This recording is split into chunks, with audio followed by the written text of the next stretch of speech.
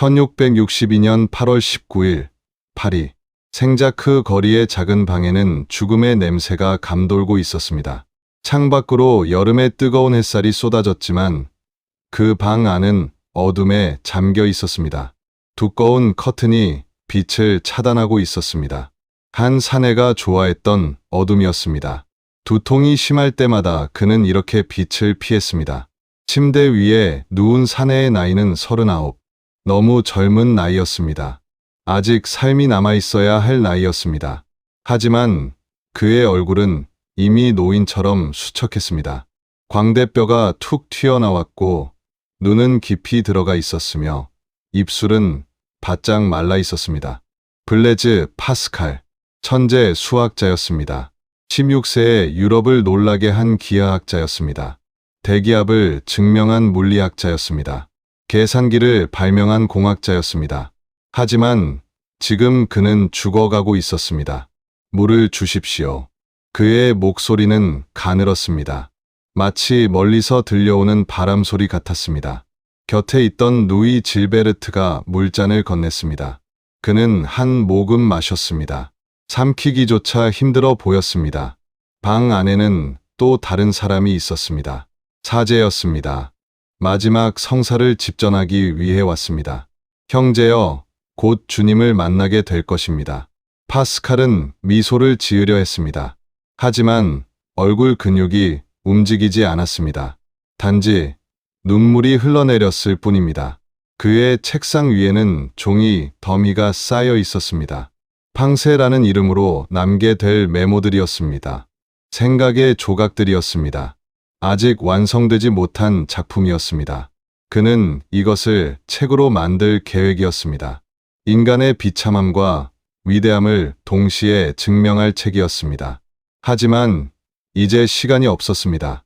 39회. 그가 살았던 시간의 전부였습니다. 누군가에게는 짧은 인생이었습니다. 하지만 그 짧은 시간 동안 그는 너무나 많은 것을 했습니다. 그리고 너무나 많이 고통받았습니다. 두통이 왔습니다. 또다시 평생 그를 괴롭혔던 고통이었습니다. 머리가 터질 것 같았습니다. 눈을 뜰 수 없었습니다. 몸이 경련했습니다. 신음이 새어나왔습니다. 질베르트가 그의 손을 잡았습니다. 차가웠습니다. 이미 죽음이 가까이 온 손이었습니다. 오빠, 괜찮아요. 곧 편해질 거예요. 파스칼은 무엇인가 말하려 했습니다. 하지만 말이 나오지 않았습니다. 단지 입술만 움직였습니다. 사제가 기도를 시작했습니다. 라틴어였습니다. 그 소리가 멀어졌습니다. 점점 더 멀어졌습니다. 파스칼은 눈을 감았습니다. 어둠 속에서 그는 무엇을 보았을까요? 어머니의 얼굴이었을까요? 3살 때 잃은 그 따뜻한 얼굴. 아니면 아버지였을까요? 홀로 그를 키웠던, 세상에서 가장 엄격하고 동시에 가장 사랑 넘쳤던 그 남자. 아니면 신이었을까요? 평생 찾았던 그 존재.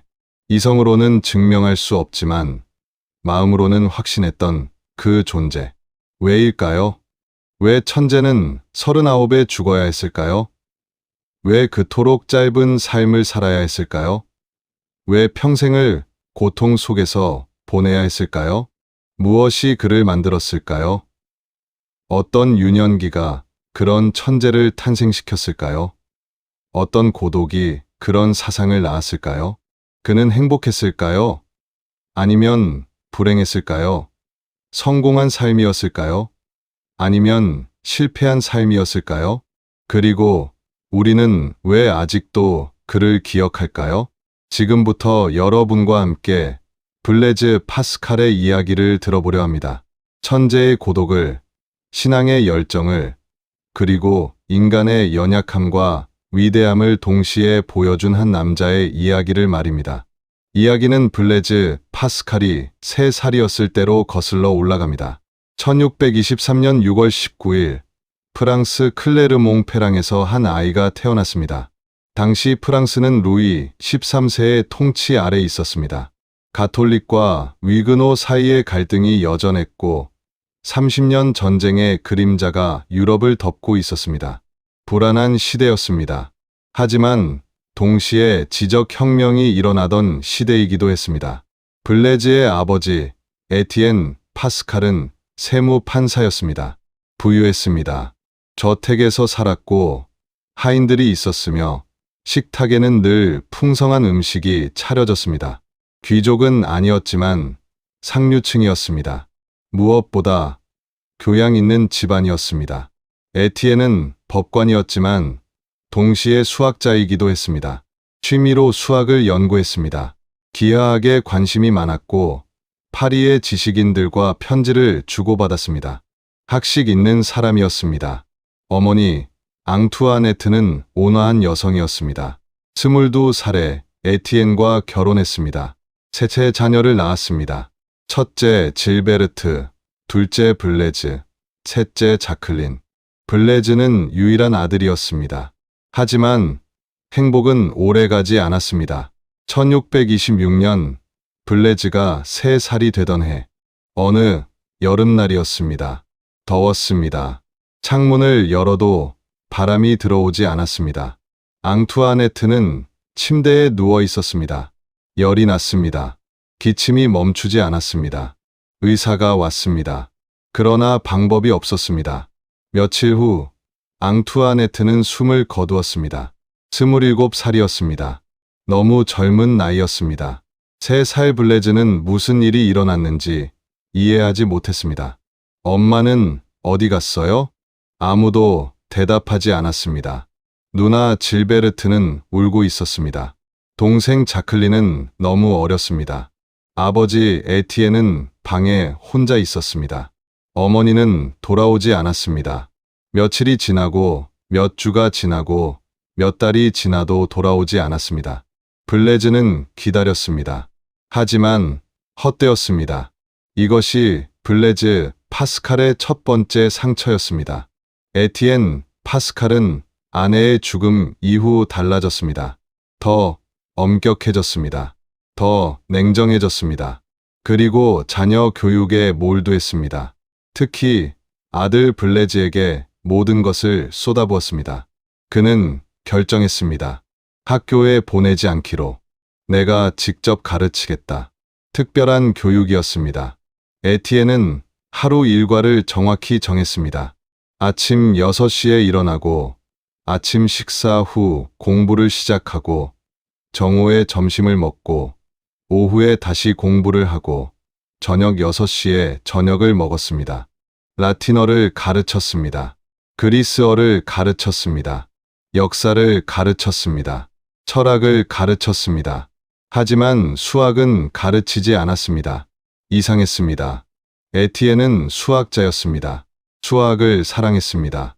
그런데 아들에게는 가르치지 않았습니다. 아직 이르다. 그가 말했습니다. 먼저 언어를 배워야 한다. 수학은 나중에. 블레즈는 이해하지 못했습니다. 하지만 따랐습니다. 아버지의 말은 절대적이었습니다. 거역할 수 없었습니다. 하지만 호기심은 막을 수 없었습니다. 9살 때였습니다. 블레즈는 아버지의 서재에 몰래 들어갔습니다. 책들이 가득했습니다. 그 중에서 기하학 책을 발견했습니다. 유클리드의 원론이었습니다. 펼쳐보았습니다. 놀라웠습니다. 선과 점과 원이 있었습니다. 증명이 있었습니다. 논리가 있었습니다. 아름다웠습니다. 그날부터 블레즈는 혼자 기하학을 공부하기 시작했습니다. 아버지 몰래였습니다. 밤마다 촛불을 켜고 혼자 도형을 그렸습니다. 증명을 시도했습니다. 생각했습니다. 놀라운 일이 일어났습니다. 블레즈는 스스로 기하학의 기본 원리들을 발견했습니다. 삼각형의 내각의 합이 180도라는 것을 혼자 증명했습니다. 평행선의 성질을 발견했습니다. 아무도 가르쳐주지 않았습니다. 책도 제대로 읽지 못했습니다. 단지 생각만으로, 순수한 사고만으로 진리를 찾아냈습니다. 어느 날 에티엔이 발견했습니다. 아들의 방에서 기하학 그림들을 보았습니다. 놀랐습니다. 그리고 동시에 기뻤습니다. 하지만 얼굴에는 표정을 드러내지 않았습니다. 내가 이것을 했느냐? 예, 아버지. 누가 가르쳐 주었느냐? 아무도요. 혼자 생각했습니다. 에티엔은 한동안 말이 없었습니다. 그리고 말했습니다. 잘했다. 하지만 앞으로는 내게 말하거라. 내가 제대로 가르치겠다. 그날부터 블레즈의 본격적인 수학 교육이 시작되었습니다. 하지만 블레즈는 이미 깨달았습니다.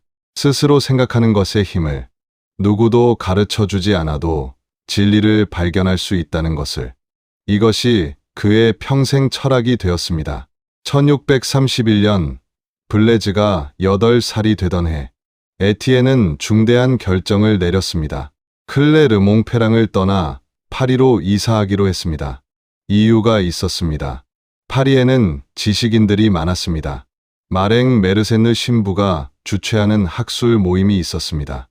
유럽 최고의 수학자, 과학자, 철학자들이 모였습니다. 에티엔은 그곳에서 자신의 연구를 발전시키고 싶었습니다. 그리고 무엇보다 아들을 그들에게 보여주고 싶었습니다. 파리는 달랐습니다. 크고 시끄럽고 복잡했습니다. 사람들이 많았습니다. 마차가 쉴 새 없이 달렸습니다. 건물들이 높았습니다. 클레르몽페랑과는 완전히 다른 세상이었습니다. 에티엔은 마레 지구에 집을 얻었습니다. 그리 크지 않았지만 괜찮은 집이었습니다. 그리고 곧바로 메르센느 신부의 모임에 참석하기 시작했습니다. 블레즈도 때때로 따라갔습니다. 11살의 소년이었습니다. 조용했습니다. 구석에 앉아서 어른들의 대화를 들었습니다. 이해하지 못하는 것도 많았습니다. 하지만 눈을 빛냈습니다. 호기심으로 가득했습니다. 어른들은 어린 블레즈를 귀여워했습니다. 에티엔, 아드님이 영리해 보이는구려. 네, 수학에 재능이 있습니다. 그래? 어디 시험해봐도 되겠는가? 그들은 블레즈에게 간단한 문제를 냈습니다. 블레즈는 즉시 답했습니다. 또 다른 문제를 냈습니다. 또 답했습니다. 점점 어려운 문제를 냈습니다. 블레즈는 모두 풀었습니다. 어른들은 놀랐습니다. 놀랍구나. 정말 천재로군. 블레즈는 당황했습니다. 칭찬에 익숙하지 않았습니다. 얼굴이 빨개졌습니다. 고개를 숙였습니다. 하지만 마음속으로는 기뻤습니다. 처음으로 인정받는 느낌이었습니다. 아버지 이외의 사람들에게 칭찬을 들었습니다. 그날 밤 블레즈는 잠을 이루지 못했습니다. 나는 천재일까? 나는 특별할까? 나는 무엇을 할 수 있을까? 질문들이 머릿속을 맴돌았습니다. 1640년 블레즈가 16살이 되던 해 놀라운 일이 일어났습니다. 블레즈는 원뿔 곡선에 관한 논문을 완성했습니다. 원뿔 곡선 소론이라는 제목이었습니다. 단 한 장의 종이에 불과했습니다. 하지만 그 내용은 혁명적이었습니다. 파스칼의 정리, 육각형이 원뿔 곡선에 내접할 때 대변을 연장한 세 교점이 한 직선 위에 있다는 정리였습니다. 아름다웠습니다. 간결했습니다. 그리고 완전히 새로웠습니다. 에티엔은 이 논문을 메르센느 신부에게 보여주었습니다. 메르센느는 놀랐습니다. 이것을 정말 16살 소년이 썼단 말인가? 그렇습니다. 믿기지 않는구려. 유클리드 이후 최고의 발견이요. 메르센느는 이 논문을 유럽 전역의 학자들에게 보냈습니다. 데카르트에게도 보냈습니다. 페르마에게도 보냈습니다. 반응이 왔습니다. 대부분 찬사였습니다. 천재다, 놀랍다, 앞으로가 기대된다는 말들이었습니다. 하지만 데카르트는 달랐습니다. 이것을 정말 소년이 썼는가? 혹시 에티엔이 쓰고 아들 이름을 빌린 것은 아닌가? 의심이었습니다. 에티엔은 분노했습니다. 하지만 블레즈는 담담했습니다. 괜찮습니다. 아버지. 언젠가 그도 인정할 것입니다. 16살 소년의 자신감이었습니다. 유럽이 블레즈 파스칼이라는 이름을 알게 되었습니다. 천재 수학자의 탄생이었습니다. 하지만 동시에 고독의 시작이기도 했습니다. 천재는 외롭습니다. 같은 또래의 친구가 없습니다. 대화할 상대가 없습니다. 이해받지 못합니다. 블레즈는 알았습니다. 자신이 다르다는 것을, 특별하다는 것을, 그리고 그것이 동시에 저주라는 것을. 어머니가 없었습니다. 친구도 없었습니다. 오직 아버지와 수학만이 있었습니다. 그것으로 충분할까요? 아니었습니다. 하지만 블레즈는 아직 몰랐습니다. 자신에게 무엇이 부족한지를. 1647년 블레즈가 24살이 되던 해 중요한 만남이 있었습니다. 르네 데카르트와의 만남이었습니다. 데카르트는 당대 최고의 철학자였습니다. 나는 생각한다, 고로 존재한다는 명제로 유명했습니다. 수학자이기도 했습니다. 해석 기하학을 창시했습니다. 유럽 지성계의 거물이었습니다. 51살이었습니다. 블레즈보다 27살이나 많았습니다. 그가 파리를 방문했습니다. 메르센느 신부가 만남을 주선했습니다. 블레즈, 데카르트 선생을 만나보게. 자네에게 큰 도움이 될 것이네. 블레즈는 설렜습니다. 평생 존경해온 사람을 만나는 것이었습니다. 데카르트의 방법서설을 여러 번 읽었습니다. 그의 철학에 매료되었습니다. 9월 23일 오후 파스칼 가의 거실. 문이 열리고 데카르트가 들어왔습니다. 키가 크지 않았습니다. 마른 체격이었습니다. 수염이 있었습니다. 눈빛이 날카로웠습니다. 세상을 꿰뚫어보는 듯한 눈이었습니다. 블레즈 파스칼인가? 예, 선생님. 앉게. 자네의 원뿔 곡선 논문을 읽었네. 영광입니다. 놀라웠네. 하지만 몇 가지 물어보고 싶은 것이 있네. 대화가 시작되었습니다. 데카르트가 물었습니다. 블레즈가 답했습니다. 데카르트가 다시 물었습니다. 블레즈가 설명했습니다. 처음에는 순조로웠습니다. 데카르트는 고개를 끄덕였습니다. 블레즈는 자신감이 생겼습니다. 하지만 곧 분위기가 달라졌습니다. 자네는 진공의 존재를 믿는가? 블레즈는 망설였습니다. 아버지와 함께 진공 실험을 하고 있었습니다. 토리첼리의 실험을 재현하고 있었습니다. 수은 기둥의 높이가 변하는 것을 관찰했습니다. 진공이 존재한다고 믿기 시작했습니다. 예, 선생님. 진공은 존재한다고 생각합니다. 데카르트는 고개를 저었습니다. 틀렸네. 진공은 존재할 수 없네. 우주는 물질로 가득 차 있네. 빈 공간이란 논리적 모순일 뿐이네. 하지만 선생님, 실험은 착각일 수 있네. 중요한 것은 이성이네. 명석판명한 이성만이 진리를 보증하네. 블레즈는 당황했습니다. 반박하고 싶었습니다. 하지만 상대는 데카르트였습니다. 감히 대들 수 없었습니다. 대화는 계속되었습니다. 2시간이 넘게 이어졌습니다. 철학으로 넘어갔습니다. 자네는 신의 존재를 어떻게 증명하겠는가? 블레즈는 생각했습니다. 아직 명확한 답이 없었습니다. 신앙은 있었습니다. 어릴 때부터 가톨릭 신자였습니다. 하지만 이성적 증명은 시도해본 적이 없었습니다. 아직 확신이 없습니다. 그럼 연구하게. 철학자라면 신의 존재를 증명할 수 있어야 하네. 데카르트는 자신의 신 존재 증명을 설명했습니다. 존재론적 논증이었습니다. 완전한 존재를 생각할 수 있다면 그 존재는 실제로 존재해야 한다는 논리였습니다. 블레즈는 들었습니다. 이해했습니다. 하지만 뭔가 부족하다고 느꼈습니다. 이성만으로 신을 증명할 수 있을까? 논리만으로 충분할까? 의문이 생겼습니다. 데카르트가 일어섰습니다. 시간이 늦었군. 이만 가봐야겠네. 즐거운 대화였네. 블레즈. 감사합니다. 선생님. 하나 충고하겠네. 수학에만 매달리지 말게. 철학을 공부하게. 형이상학을 연구하게. 그것이 진정한 지혜일 것이네. 명심하겠습니다. 데카르트가 나갔습니다. 블레즈는 혼자 남았습니다. 이상한 기분이었습니다. 감동받았습니다. 위대한 철학자를 만났습니다. 그의 지혜를 들었습니다.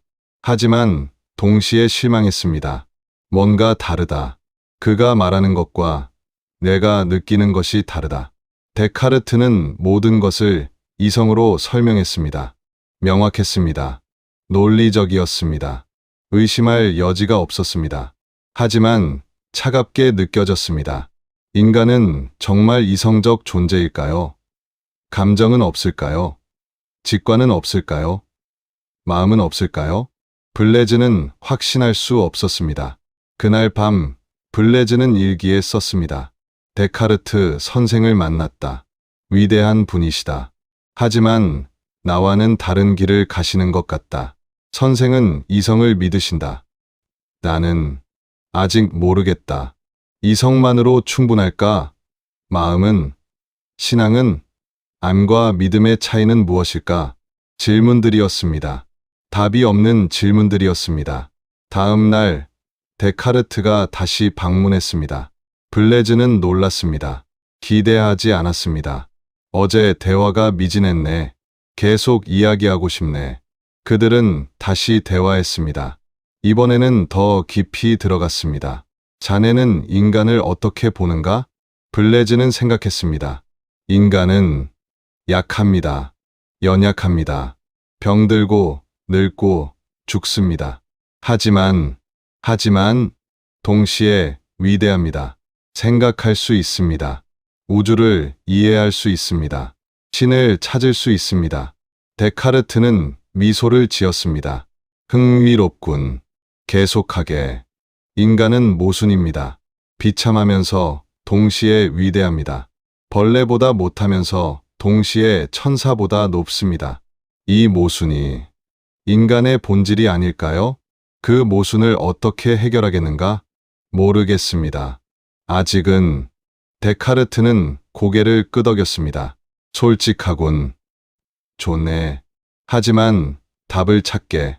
철학자는 답을 찾아야 하네. 블레즈는 대답하지 않았습니다. 과연 모든 질문에 답이 있을까요?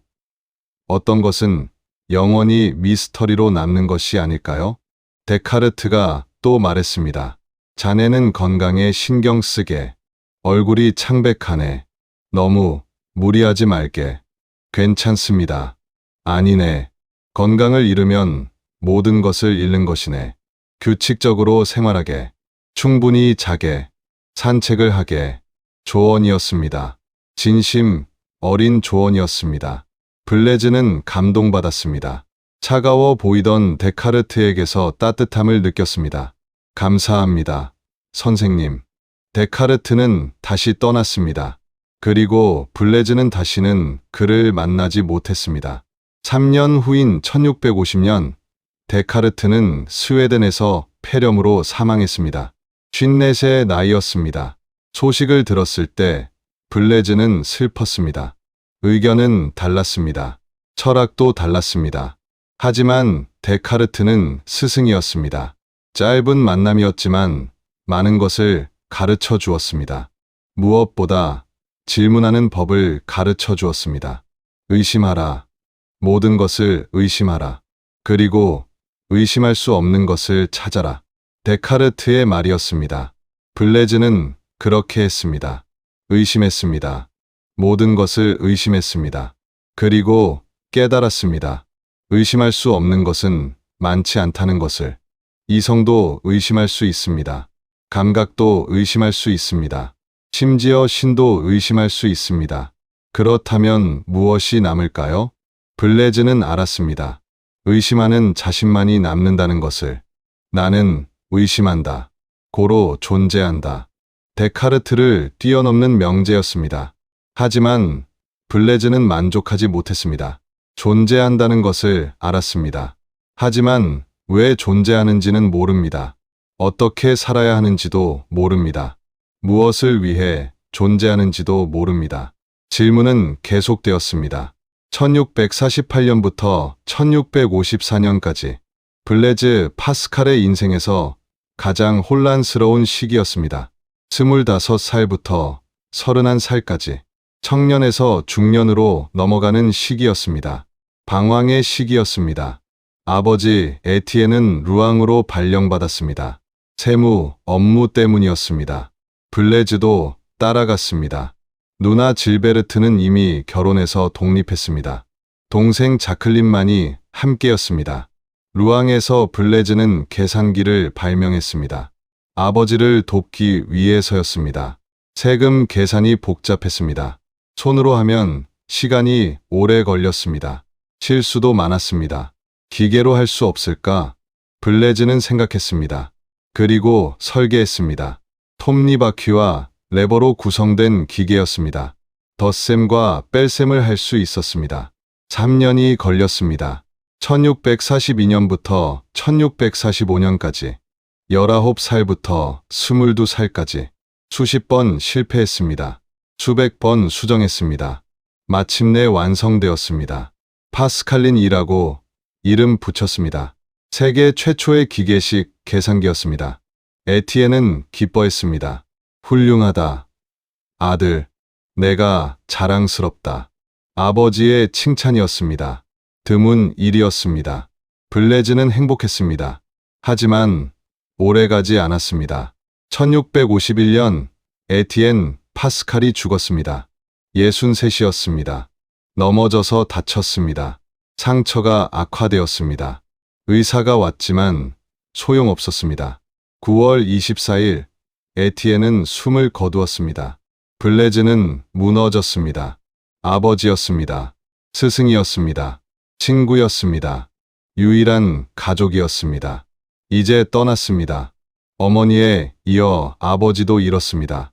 28살의 블레즈는 완전히 혼자가 되었습니다. 슬픔 뒤에 방황이 왔습니다. 블레즈는 파리로 돌아왔습니다. 동생 자클린은 수녀원에 들어갔습니다. 포르루아얄 수도원이었습니다. 블레즈는 말렸습니다. 하지만 자클린은 고집했습니다.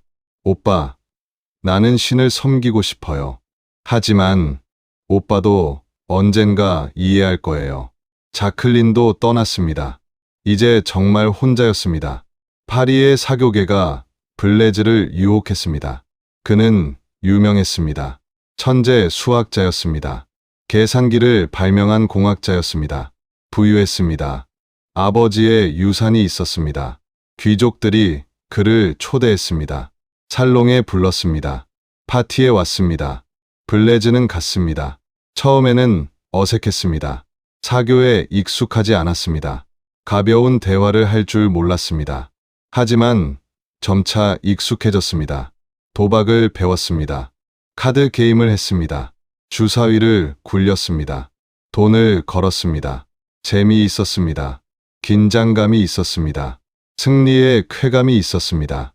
그리고 블레즈는 깨달았습니다.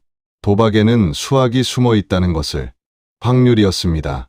주사위를 던질 때 강면이 나올 확률은 같습니다. 6분의 1입니다. 하지만 여러 번 던지면 특정 조합이 나올 확률은 기대값은 블레즈는 계산하기 시작했습니다. 도박꾼 친구 슈발리에 드 메레가 질문했습니다. 블레즈, 이 게임이 공정한가? 주사위를 4번 던져서 6이 한 번이라도 나오면 내가 이기고 안 나오면 자네가 이기는 거야. 판도는 반반. 어떤가? 블레즈는 계산했습니다. 6이 안 나올 확률은 6분의 5입니다. 4번 모두 안 나올 확률은 56의 4제곱입니다. 약 48%입니다. 그럼 6이 최소 한 번 나올 확률은 52%입니다. 불공정하네. 자네가 조금 유리해. 그럼 어떻게 해야 공정한가? 블레즈는 더 계산했습니다. 확률론의 기초가 탄생했습니다. 페르마와 편지를 주고받았습니다. 확률 문제를 토론했습니다. 분할 문제를 해결했습니다. 도박을 중간에 멈춰야 할 때 판돈을 어떻게 나눌지의 문제였습니다. 수학이 발전했습니다. 하지만 블레즈의 영혼은 텅 비어갔습니다. 도박을 했습니다. 파티에 갔습니다. 술을 마셨습니다. 여자들을 만났습니다. 사랑은 없었습니다. 몇 번 여자에게 마음이 끌렸습니다. 한 번은 고백도 했습니다. 하지만 거절당했습니다. 파스칼 씨, 당신은 훌륭한 분이에요. 하지만 너무 진지해요. 너무 깊어요. 저는 그냥 즐겁게 살고 싶어요. 거절이었습니다. 또다시 블레즈는 웃었습니다. 쓴웃음이었습니다. 그래, 나는 진지하지. 나는 즐길 줄 모르지. 나는 가볍게 살 수 없지. 자괴감이 들었습니다. 밤마다 혼자였습니다. 파티에서 돌아오면 텅 빈 집이 기다렸습니다. 하인들은 잠들었습니다. 블레즈만 깨어 있었습니다. 책상에 앉았습니다. 촛불을 켰습니다. 생각했습니다. 나는 무엇을 하고 있는가? 이것이 내가 원하는 삶인가? 도박과 파티와 더섭는 쾌락. 이것이 전부인가? 공허했습니다. 돈은 있었습니다. 명성도 있었습니다. 재능도 있었습니다. 하지만 의미가 없었습니다. 여러분도 느껴보셨을 것입니다. 모든 것을 가졌지만 행복하지 않은 순간을, 성공했지만 공허한 느낌을. 블레즈도 그랬습니다. 천재도 부자도 결국 우리와 같은 인간이었습니다. 어느 날 밤 블레즈는 일기에 썼습니다. 모든 인간의 불행은 단 하나에서 온다. 방 안에 조용히 앉아 있지 못하는 것. 우리는 끊임없이 무언가를 추구한다. 쾌락을, 명예를, 돈을. 하지만 그것들은 우리를 채우지 못한다. 오히려 더 공허하게 만든다. 왜일까? 우리 안에 무한한 공허가 있기 때문이다. 그 공허는 오직 무한한 존재만이 채울 수 있다. 진이다. 깨달음의 시작이었습니다. 하지만 아직 확신은 없었습니다. 단지 느낌일 뿐이었습니다. 블레즈는 계속 방황했습니다. 1년이 더 지났습니다. 2년이 지났습니다. 31살이 되었습니다. 그리고 1654년 11월 23일 밤, 블레즈 파스칼의 인생을 바꾼 밤이 왔습니다. 1654년 11월 23일 밤, 블레즈 파스칼은 혼자 방에 있었습니다. 파리의 집이었습니다. 밤 10시 반쯤이었습니다. 무슨 일이 일어났는지 정확히는 알 수 없습니다. 블레즈는 자세히 말하지 않았습니다. 단지 메모만 남겼습니다. 기념이라는 제목의 메모였습니다. 1654년 11월 23일 월요일, 성 클레멘스 축일 전야, 저녁 약 10시 30분부터 밤 약 12시 30분까지.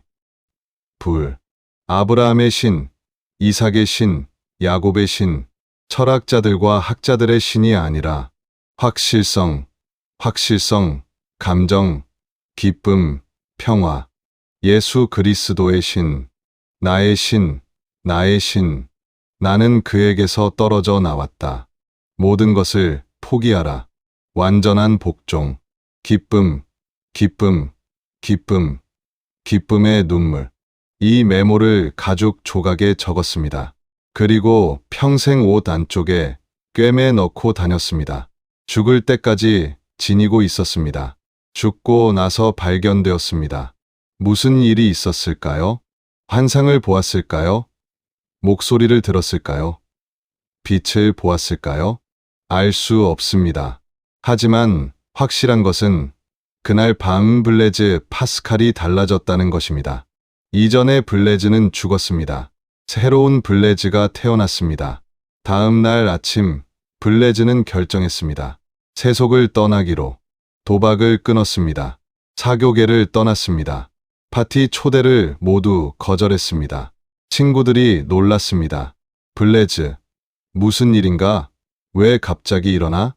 미안하네. 나는 다른 길을 가야겠네. 무슨 소리인가? 같이 놀자.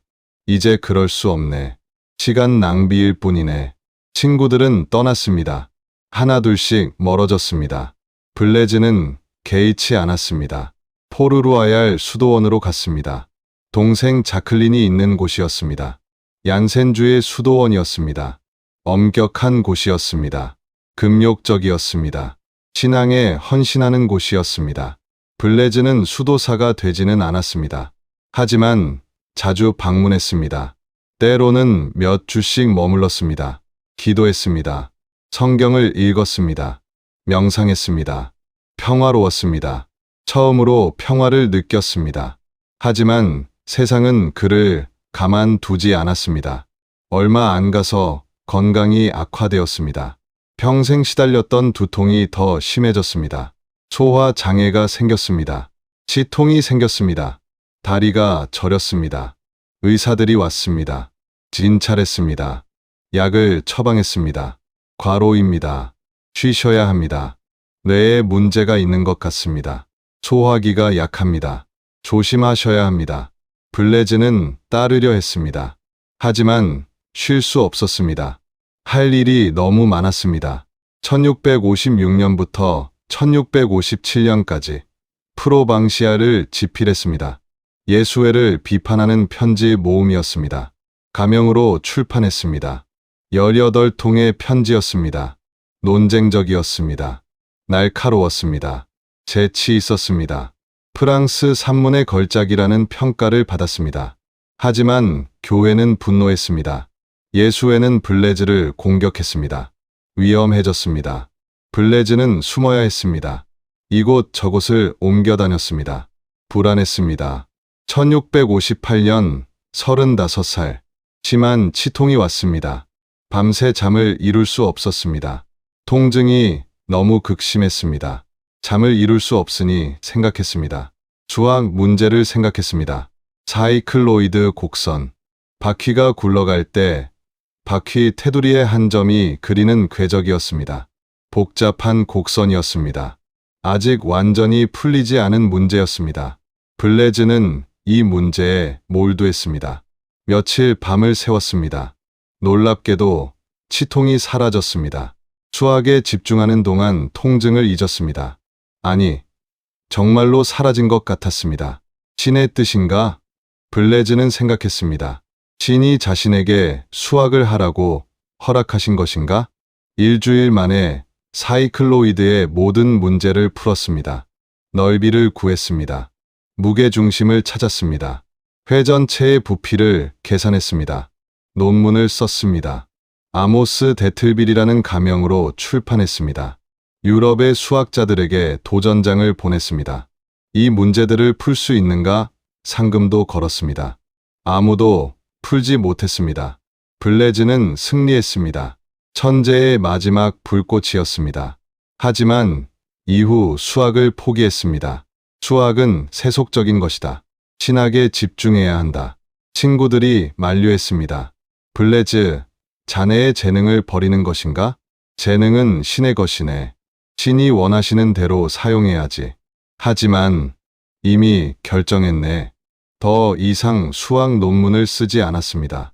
대신 신학과 철학에 몰두했습니다. 1659년부터 1662년까지 블레즈의 마지막 3년이었습니다. 방세를 쓰기 시작했습니다. 제목의 뜻은 생각들이었습니다.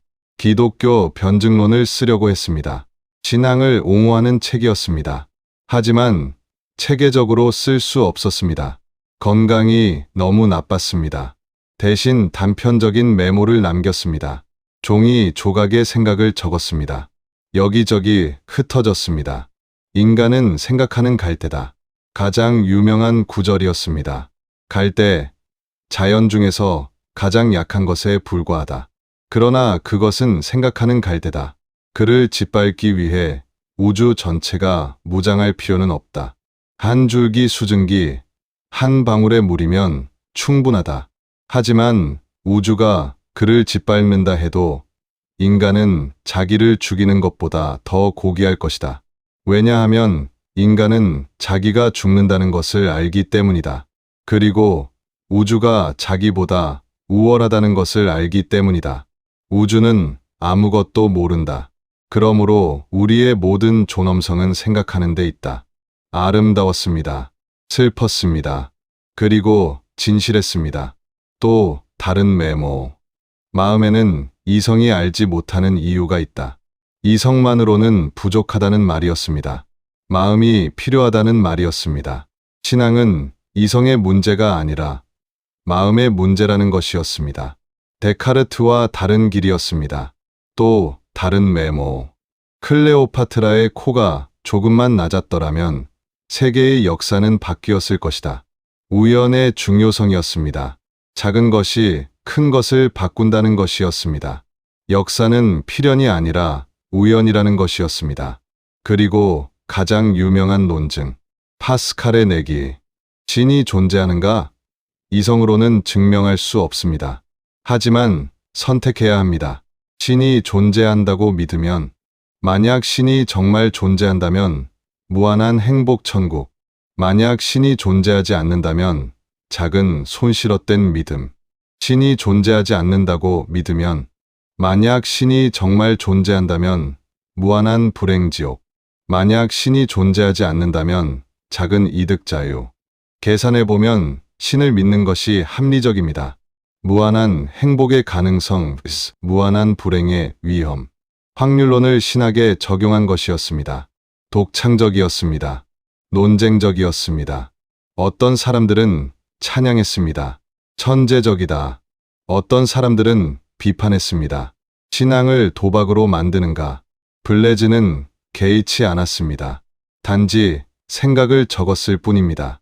매일 고통스러웠습니다. 아침에 일어나면 두통이 있었습니다. 머리가 터질 것 같았습니다. 눈을 뜰 수 없었습니다. 억지로 일어났습니다. 세수를 했습니다. 기도를 했습니다. 간단한 아침 식사를 했습니다. 빵 한 조각과 물 한 잔. 많이 먹을 수 없었습니다. 소화가 안 되었습니다. 책상 앞에 앉았습니다. 펜을 들었습니다. 종이를 펼쳤습니다. 썼습니다. 1시간, 2시간. 머리가 아팠습니다. 손이 떨렸습니다. 눈이 침침했습니다. 쥐었습니다. 창밖을 보았습니다. 파리의 하늘이 보였습니다. 회색이었습니다. 다시 썼습니다. 점심 시간이 되었습니다. 거의 먹지 못했습니다. 입맛이 없었습니다. 오후에도 썼습니다. 저녁까지 썼습니다. 밤이 되었습니다. 몸이 너무 아팠습니다. 침대에 누웠습니다. 잠이 오지 않았습니다. 통증 때문이었습니다. 새벽까지 뒤척였습니다. 간신히 잠들었습니다. 다음 날 또 같은 일과가 반복되었습니다. 1년이 지났습니다. 2년이 지났습니다. 3년이 지났습니다. 여전히 혼자였습니다. 여전히 아팠습니다. 여전히 인정받지 못했습니다. 팡세는 완성되지 못했습니다. 단지 조각들만 쌓여갔습니다. 친구도 없었습니다. 사교계를 떠났으니까요. 옛 친구들은 연락하지 않았습니다. 수도원 사람들은 가까이 하지만 진정한 친구는 아니었습니다. 가족도 없었습니다. 질베르트는 멀리 살았습니다. 자클리는 1661년에 죽었습니다. 36살이었습니다. 블레즈는 또 한 명을 잃었습니다. 사랑도 없었습니다. 평생 사랑받지 못했습니다. 여러분도 아실 것입니다. 그런 고독을, 온 세상이 등을 돌린 것 같은 느낌을. 블레즈도 그랬습니다. 천재도 신앙인도 결국 외로운 인간이었습니다. 하지만 그는 멈추지 않았습니다. 계속 썼습니다. 계속 생각했습니다. 계속 기도했습니다. 왜일까요? 확신이 있었기 때문입니다. 자신이 하는 일이 의미 있다는 확신. 언젠가는 누군가 이해할 것이라는 믿음. 그것으로 충분했습니다. 계속할 이유로는 충분했습니다. 블레즈 파스칼의 가장 위대한 작품은 완성되지 못했습니다. 팡세. 그가 계획했던 것은 체계적인 기독교 변증론이었습니다. 두 부분으로 구성될 예정이었습니다.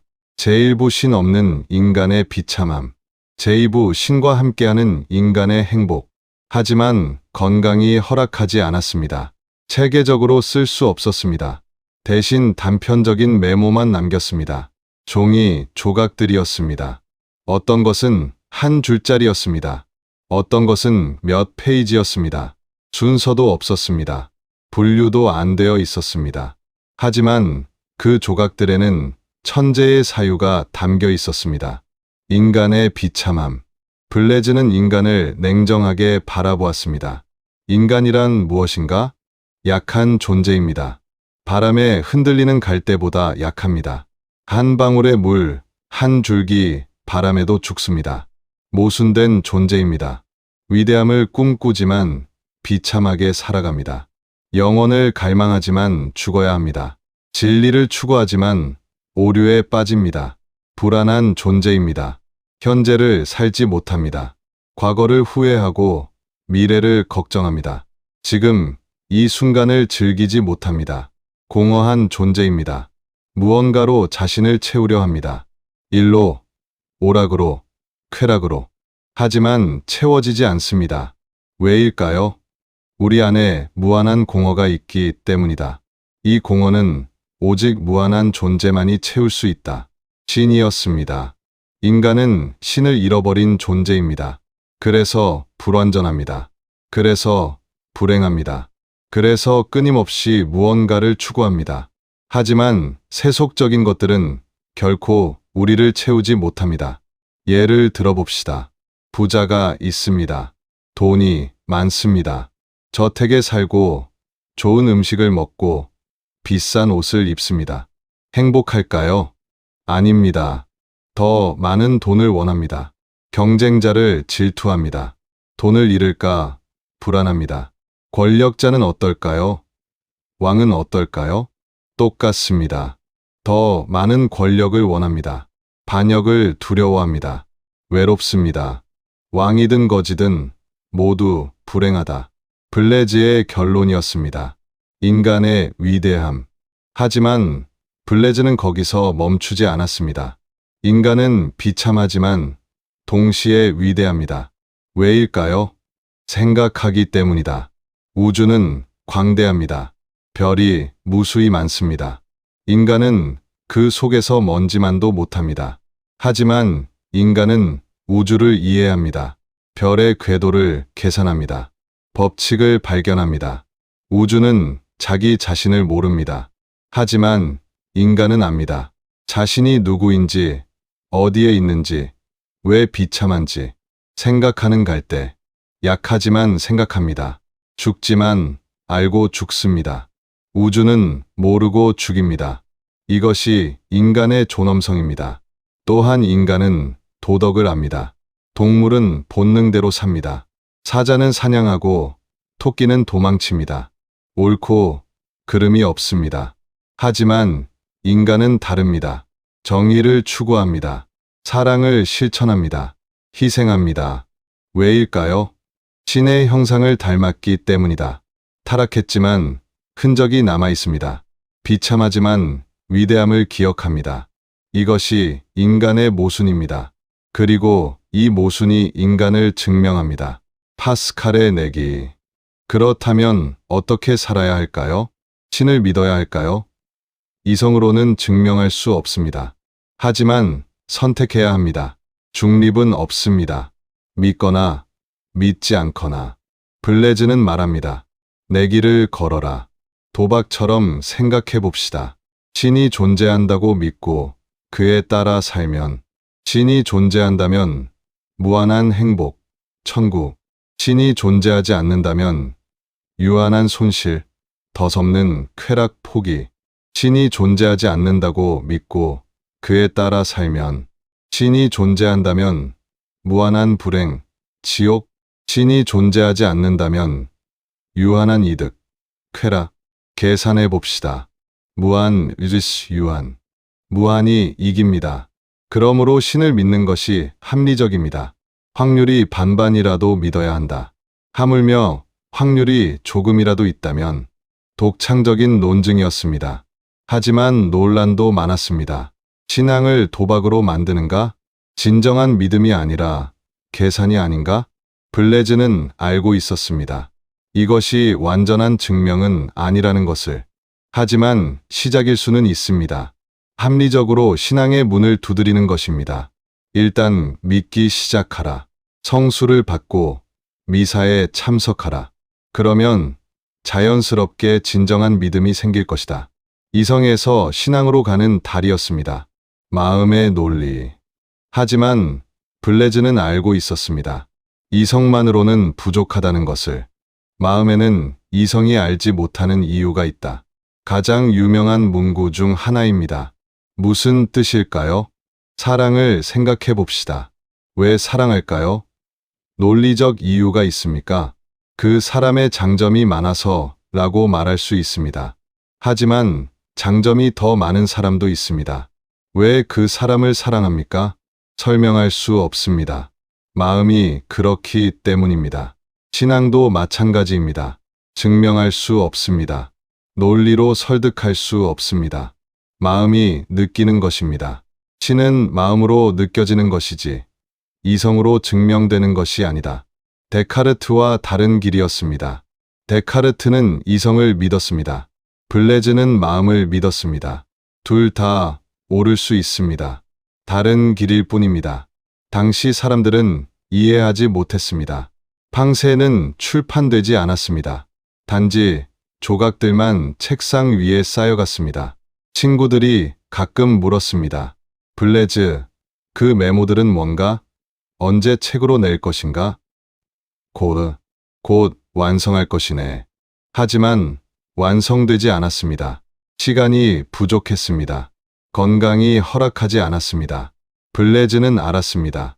자신이 오래 살지 못할 것을. 괜찮다. 신이 원하시는 대로. 체념이 아니었습니다. 순종이었습니다. 계속 썼습니다. 마지막 순간까지 썼습니다. 종이 조각들이 쌓여갔습니다. 생각의 파편들이 모였습니다. 언젠가 누군가 이것을 읽을 것입니다. 이해할 것입니다. 위로받을 것입니다. 그것으로 충분했습니다.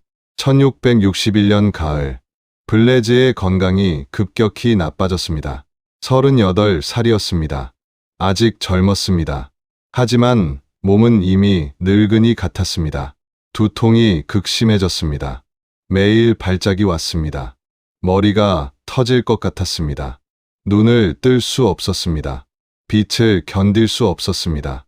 소화기 장애도 심해졌습니다. 거의 먹을 수 없었습니다.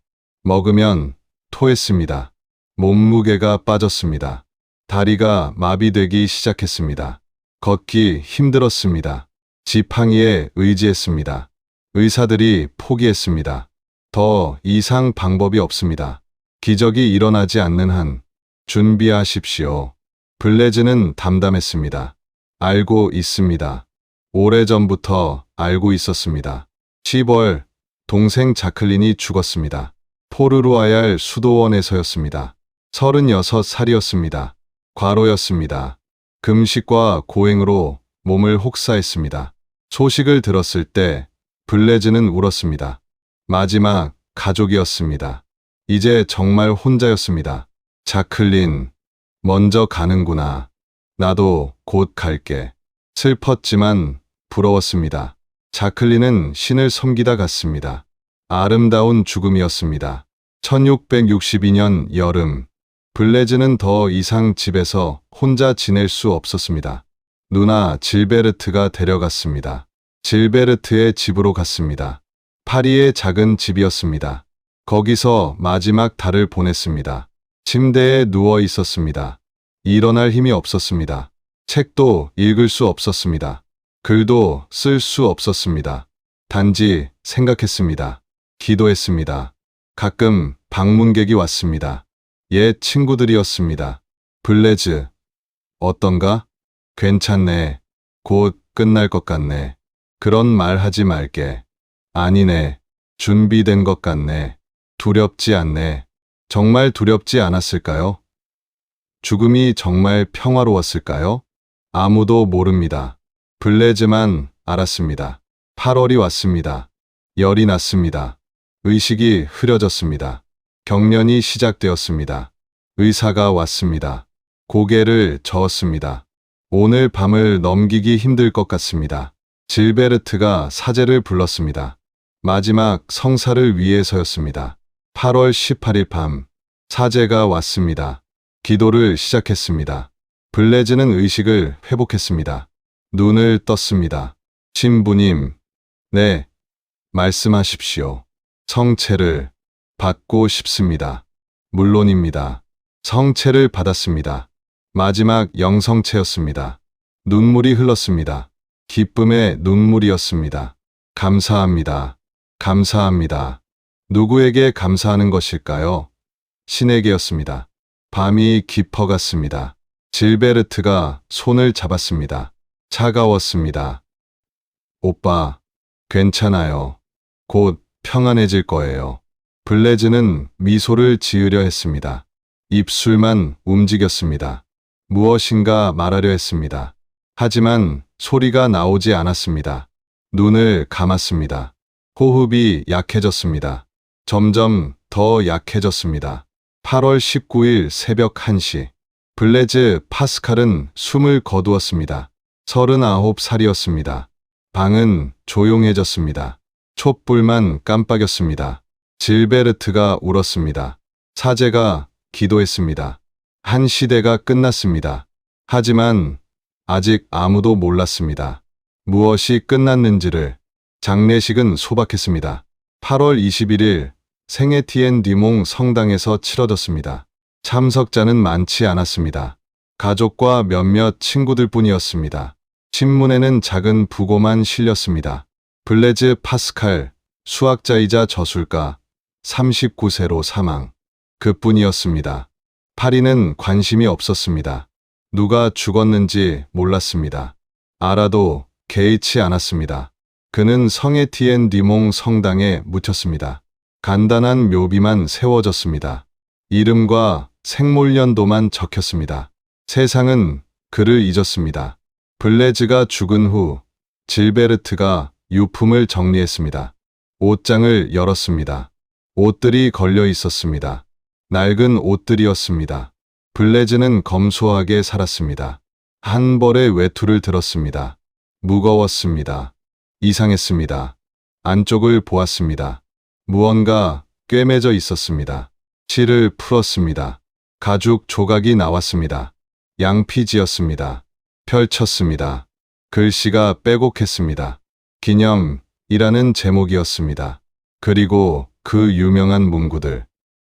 불, 아브라함의 신, 이삭의 신, 야곱의 신, 철학자들과 학자들의 신이 아니라 확실성, 감정, 기쁨, 평화. 질베르트는 울었습니다. 오빠가 무엇을 경험했는지 알았습니다. 1654년 11월 23일 밤, 신비 체험, 회심. 그 순간을 평생 가슴에 품고 살았던 것입니다. 다른 유품도 정리했습니다. 책상 위에 종이 더미가 있었습니다. 수백 장의 종이 조각들이었습니다. 메모들이었습니다. 단편적인 생각들이었습니다. 분류되지 않았습니다. 순서도 없었습니다. 팡세, 블레즈가 쓰려던 책이었습니다. 완성되지 못한 책이었습니다. 질베르트는 친구들을 불렀습니다. 포르루아얄의 학자들을 불렀습니다. 이것을 어떻게 해야 할까요? 출판해야 합니다. 하지만 순서가 없습니다. 책에도 없습니다. 괜찮습니다. 있는 그대로 출판합시다. 사람들이 판단하도록. 1669년 블레즈가 죽은 지 7년 후 팡세가 출판되었습니다. 제목은 죽은 파스칼 씨의 종교 및 기타 주제에 관한 생각이었습니다. 편집자들이 분류했습니다. 순서를 정했습니다. 일부는 삭제했습니다. 너무 급진적이거나 논쟁적인 부분들이었습니다. 완벽하지 않았습니다. 블레즈가 원한 형태가 아니었습니다. 하지만 세상에 나왔습니다. 반응이 왔습니다. 처음에는 느렸습니다. 몇백 권만 팔렸습니다. 하지만 읽은 사람들이 놀랐습니다. 이게 무엇인가? 놀랍다. 깊다. 입소문이 퍼졌습니다. 더 많은 사람들이 읽었습니다. 철학자들이 주목했습니다. 신학자들이 토론했습니다. 작가들이 인용했습니다. 새로운 판본이 나왔습니다. 더 완전한 버전이었습니다. 삭제되었던 부분들이 복원되었습니다. 18세기 계몽주의 시대. 볼테르가 팡세를 읽었습니다. 비판했습니다. 너무 비관적이다. 인간을 너무 낮게 본다. 하지만 동시에 감탄했습니다. 문체는 훌륭하다. 사유는 깊다. 루소가 읽었습니다. 감동받았습니다. 파스칼은 인간의 본질을 꿰뚫었다. 19세기 니체가 읽었습니다. 파스칼, 경탄할 만한 논리학자. 기독교에 반대하지만 그의 정직함은 존경한다. 도스토예프스키가 읽었습니다. 파스칼 없이 나는 없었을 것이다. 20세기 사르트르가 읽었습니다. 실존주의의 선구자다. 카미가 읽었습니다. 부조리의 철학을 먼저 본 사람이다. 점점 더 많은 사람들이 읽었습니다. 번역되었습니다. 영어로, 독일어로, 이탈리아어로, 러시아어로, 전 세계로 퍼져나갔습니다. 수학도 재평가되었습니다. 파스칼의 삼각형, 확률론의 기초, 사이클로이드, 연구, 계산기 발명, 모두 재발견되었습니다. 모두 인정받았습니다. 대학에서 가르치기 시작했습니다. 파스칼이라는 이름이 교과서에 실렸습니다. 물리학 단위에도 이름이 붙었습니다. 압력의 단위, 파스칼파. 컴퓨터 프로그래밍 언어에도 이름이 붙었습니다. 파스칼 파스칼. 그의 이름은 영원히 남았습니다. 오늘날 블레즈 파스칼은 가장 많이 인용되는 철학자 중 한 명입니다. 팡세는 세계 고전의 반열에 올랐습니다. 수백 개의 언어로 번역되었습니다. 수천만 부가 팔렸습니다. 파리의 판테온에는 그의 흉상이 있습니다. 프랑스의 위인으로 기념됩니다. 그의 생가는 박물관이 되었습니다. 클레르몽페랑에서 관광객들이 찾아옵니다. 그의 이름을 딴 거리가 있습니다. 학교가 있습니다. 상이 있습니다. 아이러니합니다. 살아생전 외로웠던 사람, 인정받지 못했던 사람, 39세에 죽은 사람, 오늘날 불멸의 명성을 누리고 있습니다. 그가 예언했던 대로 진리는 서두르지 않는다. 다만 시간이 걸릴 뿐이다. 시간이 걸렸습니다. 하지만 결국 진리는 승리했습니다. 블레즈 파스칼이 죽은 지 360년 이상이 지났습니다. 세상은 완전히 달라졌습니다. 17세기 프랑스는 사라졌습니다. 왕정이 무너졌습니다. 혁명이 일어났습니다. 전쟁이 있었습니다. 평화가 왔습니다. 과학이 발전했습니다. 우주선이 달에 갔습니다. 컴퓨터가 발명되었습니다. 인터넷이 세상을 연결했습니다. 하지만 파스칼의 말은 여전히 살아 있습니다. 지금 이 순간에도 어디선가 누군가 팡세를 펼칩니다. 어디선가 학생이 파스칼의 삼각형을 배웁니다. 어디선가 철학자가 파스칼을 인용합니다. 왜일까요? 왜 우리는 아직도 그를 읽을까요? 파스칼이 우리에게 가르쳐주는 것은 무엇일까요? 첫째, 인간의 조건을 직시하는 것입니다. 우리는 약합니다. 인정하기 싫지만 사실입니다. 병들고 늙고 죽습니다. 실수하고 실패하고 좌절합니다. 파스칼은 이를 숨기지 않았습니다. 오히려 똑바로 보았습니다. 인간은 갈대다. 약하다. 바람에 흔들린다. 하지만 거기서 끝나지 않습니다. 하지만 생각하는 갈대다. 약하지만 생각합니다. 비참하지만 위대합니다. 이 역설을 받아들이는 것. 이것이 첫 번째 교훈입니다. 둘째, 이성의 한계를 아는 것입니다. 우리는 모든 것을 이성으로 해결하려 합니다. 과학으로, 논리로, 계산으로. 파스칼도 천재 수학자였습니다. 이성의 힘을 알았습니다. 하지만 한계도 알았습니다. 마음에는 이성이 알지 못하는 이유가 있다. 사랑은 계산할 수 없습니다. 아름다움은 증명할 수 없습니다. 신앙은 논리가 아닙니다. 이성만으로는 부족합니다. 마음도 필요합니다. 이것이 두 번째 교훈입니다. 셋째, 고독을 견디는 것입니다. 파스칼은 평생 외로웠습니다. 이해받지 못했습니다. 인정받지 못했습니다. 하지만 멈추지 않았습니다. 계속 생각했습니다. 계속 썼습니다. 왜일까요? 확신이 있었기 때문입니다. 자신이 하는 일이 의미 있다는 확신. 결과는 죽은 후에 왔습니다. 하지만 괜찮았습니다. 이것이 세 번째 교훈입니다. 이제 여러분에게 묻겠습니다. 여러분은 지금 어떻습니까? 혹시 외롭습니까? 혹시 이해받지 못한다고 느낍니까? 혹시 열심히 하지만 인정받지 못합니까? 혹시 의미를 찾지 못하고 방황합니까? 만약 그렇다면 여러분은 혼자가 아닙니다. 파스칼도 그랬습니다. 천재도 신앙인도 똑같았습니다. 39년 동안 고통받았습니다. 외로웠습니다. 죽을 때까지 완성하지 못했습니다. 하지만 멈추지 않았습니다. 그리고 오늘날 우리는 그를 기억합니다. 그의 말을 읽습니다. 그에게 위로받습니다. 인정받지 못해도 괜찮습니다. 파스칼도 살아생전 인정받지 못했습니다. 죽은 후 7년이 지나서야 첫 책이 나왔습니다. 완성하지 못해도 괜찮습니다. 팡세는 미완성이었습니다. 조각들이었습니다. 하지만 그 조각들이 불멸의 고전이 되었습니다. 외로워도 괜찮습니다. 파스칼도 평생 외로웠습니다. 친구도, 사랑도, 가족도 잃었습니다. 하지만 신을 찾았습니다. 여러분도 찾을 수 있습니다. 무엇을 찾을지는 여러분이 결정하십시오. 신일 수도 있습니다. 의미일 수도 있습니다. 사랑일 수도 있습니다. 진리일 수도 있습니다. 중요한 것은 찾는 것입니다. 멈추지 않는 것입니다. 시간이 걸릴 수 있습니다. 파스칼처럼 평생이 걸릴 수도 있습니다. 아니, 그 이상이 걸릴 수도 있습니다. 어쩌면 여러분이 살아있을 때는 결과를 보지 못할지도 모릅니다. 하지만 그게 중요한가요? 여러분이 하는 일이 진실하다면, 여러분이 추구하는 것이 가치 있다면 언젠가는 누군가 알아볼 것입니다. 파스칼이 증명했습니다.